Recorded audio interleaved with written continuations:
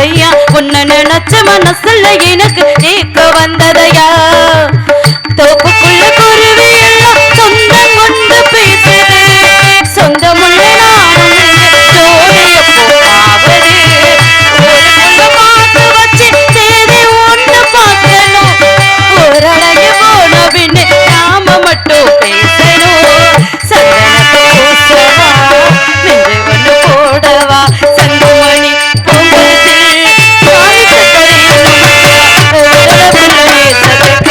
பொங்கத்தில் காத்து வந்து தூது சொல்லாது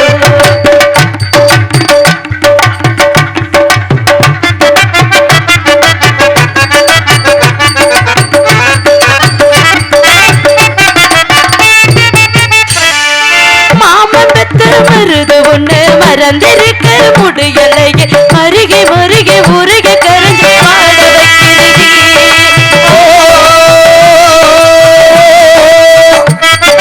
மாமத்த மருது ஒண்ணு மறந்திருக்க முடியலையே மருகி மருகி உருகி கரைஞ்சு பாட வைக்கிறீ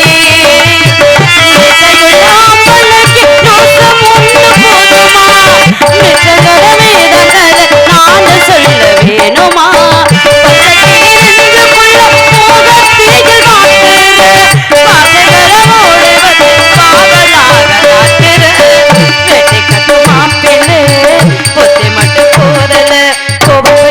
லாபம் இல்ல பாவம் பிள்ளை சபத பிள்ள பாசத்துக்கு அழகர் மலை காத்து வந்து தோது சொன்னாரோ வாகமல்லி பூத்திருக்கு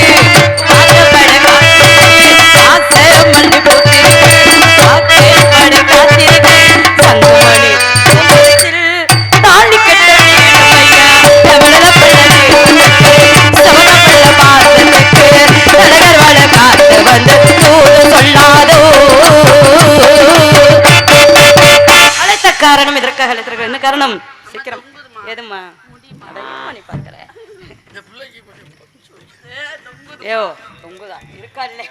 தங்கச்சி அந்த அழைத்த காரணம் எதுக்காக அழைத்தீங்க முதல்ல சிரிக்கிறியா என்னைய பார்த்து பழிக்கிறியா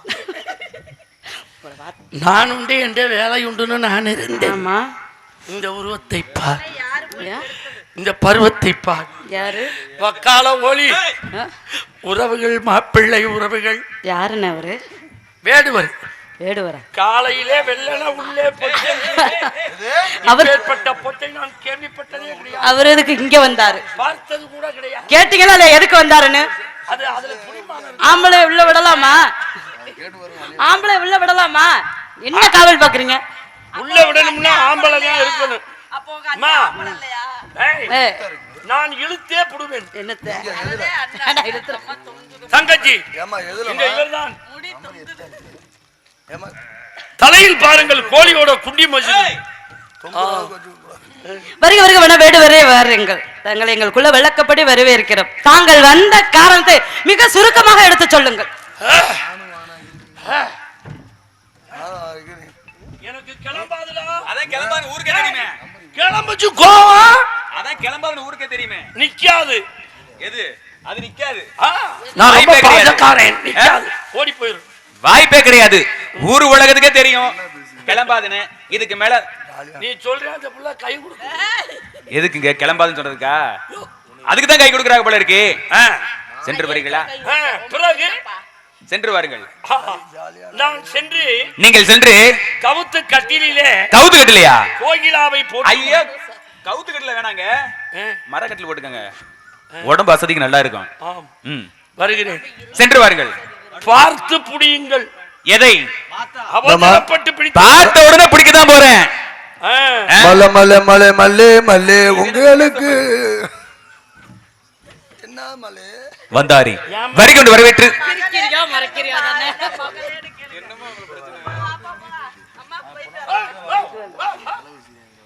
வந்தாரி வருகை வரவேற்று வாழ வைக்கும் வண்ண தமிழ்நாட்டின் ஐவகையில் ஒன்றான குறிஞ்சி நாட்டின் கொற்றம்பட்ட குலக்கொடியே என் பேர் கந்தபடன் தாய் பேர் மீனாட்சி விடுவச்சி தந்தைய சொக்கேசுவுடன் நாடு காலையிலிருந்து காலை கணக்கு முடித்துக் கொண்டு தாய் திருமாசி பெற்று வந்தேன் வேட்டைக்கு கண்டேன் ஒரு மானை கொண்டேன் அதுமது காதலாசியாள் மானை பெண்களுடன் மான விரண்டு ஓடுதலை பெற்றது மான் ஓட நான் ஓட மான்வோட இப்படியாக இங்கு வந்த மான் தங்களுடைய திணை வனத்துக்குள்ளே இழுந்து விட்டது. ஆனா தங்களுடைய காவலர்களோ மான்குட்டியை மட்டும் உள்ளே விட்டு என்னை மட்டும் தடுத்து விட்டார்கள்.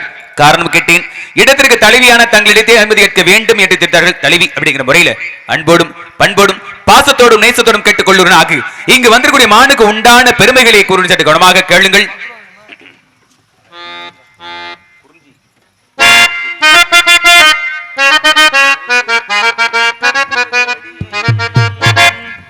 குறிஞ்சி மலை காட்டுக்குள்ளே வந்து மறைஞ்ச மான் இளமையான அழகு மானமா. குறிஞ்சி மலை காட்டுக்குள்ளே வந்து மருதமான இளமையான அழகு மானமா. கலைமானமா சிலைமானமா இசைமானோ கவிமானமா. குறிஞ்சி மலை காட்டுக்குள்ளே வந்து மருதமான இளமையான அழகு மானமா.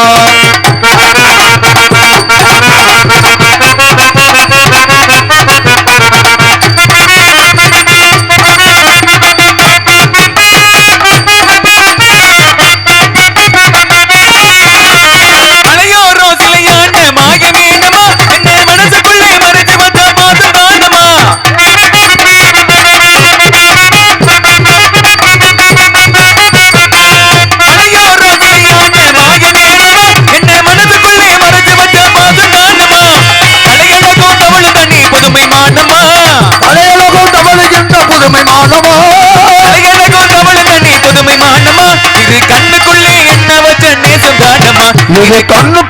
என்ன வச்ச நேசம் தானமா. குறிஞ்சி மலை காட்டுக்குள்ளே வந்து மறைஞ்சமான இளமையான அழகு மானமா.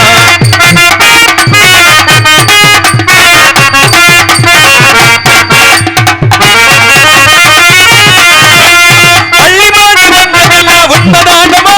இதை அள்ளி மல்ல காண்டு கொண்டு போவினானமா.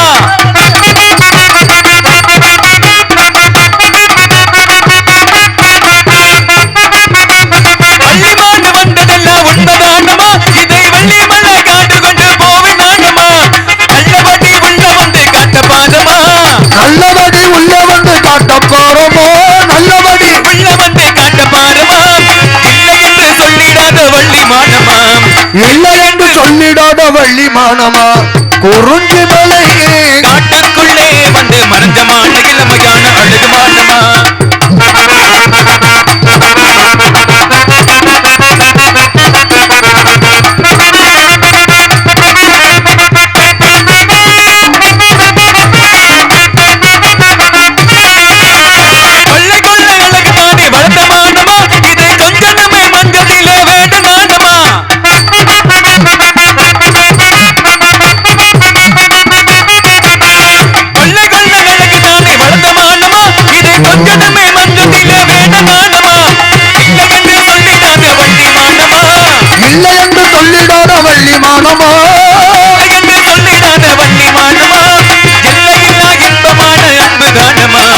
எல்லையில்லா இன்பமான அன்பு தானமா.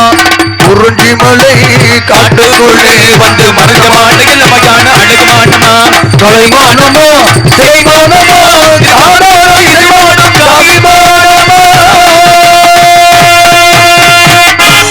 ஆக இப்படியெல்லாம் பெருமையான மான்குடி மறைத்து வைத்து இல்லை இல்லை என்று சொல்லாமல் இருக்கிறது தருகிறேன் என்று சொல்லி தங்களுக்கும் தங்களுடைய பெற்றோர்களுக்கும் தங்கள் நாட்டை சார்ந்த மக்களுக்கும் பெருமையை தேடி தருவீர்கள் என்கிற நம்பிக்கையோடு வெகு நேரமாக நிலையாக நின்று கொண்டிருக்கிறேன். எடுத்த குரலை பார்க்கலாம். மான் நுழைஞ்சது நீங்க பாத்தீங்களா? நான் தாமா பார்த்தேன்.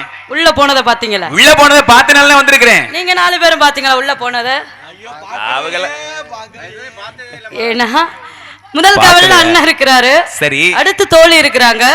அதுக்கப்புறம் இந்த 4 பேரும் இருக்கிறாங்க. உள்ள நுழைஞ்சாதான் அவங்களும் பார்க்கலங்கிறாங்க. சரி. இவங்களும் பார்க்கலங்கிறாங்க. இத்தனை பேர் பார்க்காத நுழைஞ்சதை நீங்க மட்டும் எப்படி பாத்தீங்க? எப்படி உள்ள நுழைஞ்சுன்னு சொல்றீங்க? முதல் காவல்ல உங்க அண்ணன் இருக்கிறாரு. சரி. உங்க அண்ணன் காவலாமா பாக்குறாப்ல? அவர் காவலே பாக்கல, காதல்ல பண்ணிட்டு இருக்கிறாரு. அதாவது என்னங்க மேல நின்னு காவல் பாக்குறது நானு, நீங்க தான் கீழே நின்னு காவல் பாக்குறது எங்க அண்ணன். சரி. என்னத்த பறவை எல்லாம் எது மார்க்கமா வரும்? நீங்க மேல ஆகாய மார்க்கமா தானே வரும். நான் மேல் நோக்கி பாப்பேன், எங்க அண்ணன் கீழ இருந்து மேல் நோக்கி பாப்பாரு. சரியா? வானம்பாடி ஒரு பறவைகளை தன்னுடைய இனிய கானத்திலே விரட்டி இருக்கீங்க. ஆளோளும் சோ ஆளோளும் சோ என்று இனிய கானத்திலே விரட்டி இருக்கீங்க. மேல இருந்து நீங்க காவல் பாக்குறீங்க. எப்படி மேல இருந்து பார்க்கக்கூடிய நேரத்துல நீங்க மேல இருந்து காவல் பார்க்கக்கூடிய நேரத்துல என்னுடைய மானாகப்பட்டது கீழ் வழியாக நுழைந்து விட்டேன். நீங்க சொல்றீங்க கீழே எங்க அண்ணன் தானே இருக்காரு. அதான் கேக்குறேன், நுழைஞ்சதை நீங்க பாத்தீங்களா? நான் பார்த்தேன். உள்ளதான் நுழைஞ்சுன்னு எப்படி சொல்றீங்க? நான் பார்த்ததமா சொல்றேன். அண்ணனாவது மேல் நோக்கி பார்த்தாரு, நீங்க எதை நோக்கி பாத்தீங்க? ஓஹோ, நான் உள்ள நுழைஞ்சதை நீங்க பாத்தீங்களா? நான் பாத்திருக்கேன். இந்த ஆளு வந்து சொல்றாரு உள்ள நுழைஞ்சிச்சான். எது? அது எப்படி? அடுத்தவங்க பொருளுக்கு நாங்க ஆசைப்பட மாட்டோம். சரிமா, இல்லாத எப்படி இருக்குன்னு சொல்றீங்க? ஏய் வேடுவரே, ஏய் ஏய் அவங்க தான் சொல்லணும்.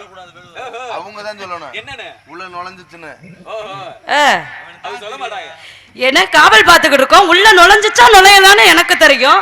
உங்களுக்கு தான் தெரியும். நுழைஞ்சிருந்தா நுழைஞ்சிருந்துச்சுன்னு சொல்லுவேன். சரி, நுழையாத எப்படி சொல்ற? அப்போ உங்களுக்கு நுழையல நினைக்கிறீங்க. நீங்க என்ன நினைக்கிறீங்க? ஆமா, இல்லதா இல்லாத எப்படி இருக்குன்னு சொல்றீங்க? இல்லாத ஒரு பொருள் தேடி வர அவசியம் எமக்கு கிடையாது. அடுத்த ஒரு பொருளுக்கு நீங்க ஆசைப்பட மாட்டேன்னு சொல்றீங்கல்ல. எப்படி மானு இதுக்குள்ளதான் நுழைஞ்சேன்னு எப்படியோ சொல்றீங்களே, எதனால சொல்றீங்க? நான் தானே விரட்டி வந்தேன். அப்ப நுழைஞ்சத நீங்க பாத்துருக்கீங்க. நான் பாத்துக்கல. அப்ப உள்ள நுழையிற வரைக்கும் நீங்க என்ன பண்ணிக்கிட்டு இருந்தீங்க? அப்படி போடு. ஏன்னா காவல்ல நீங்க இருக்கிறீங்கல்ல, உங்க அண்ணா தடுத்திருக்கிற. இப்ப என்ன சொன்னா, நான் விரட்டி வரக்கூடிய அந்த அழகான மான்குட்டிய அப்படி கண் இமைக்கூடிய நேரம் தான் இப்படி எட்டி பிடிச்சிருப்பேன். ஆனா பாருங்க, ஒரு கெட்டிக்காரு உங்க அண்ணன் தடுத்துட்டாரு. என்னன்னா நான் போது போது போது சத்தம் போடுவேன்னா அந்த சத்தத்துல தூங்கி விழுந்து எழுந்திருச்சு. அப்படியே உடனே யாராவது நம்ம அண்ணி ஆடல உள்ள நினைச்சிட்டாரு அப்படின்னு சொல்லி வேகமா என்ன மட்டும் தடுத்துட்டாரு. விவரமானவர் பாருங்க, மான்குட்டி மட்டும் உள்ள விட்டுட்டாரு.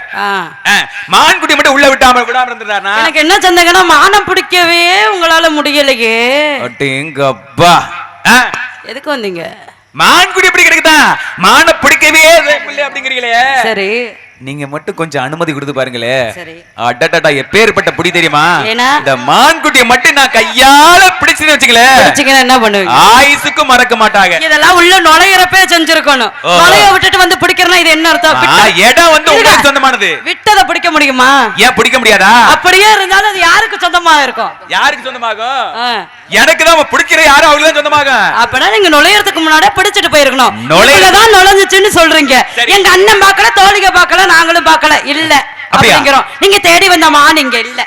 அதே மாதிரி அடுத்த பொருளுக்கு நாங்க ஆசைப்பட மாட்டோம். சரி, அப்படியே இருந்தா பிடிச்சு கொடுத்திருப்போம்.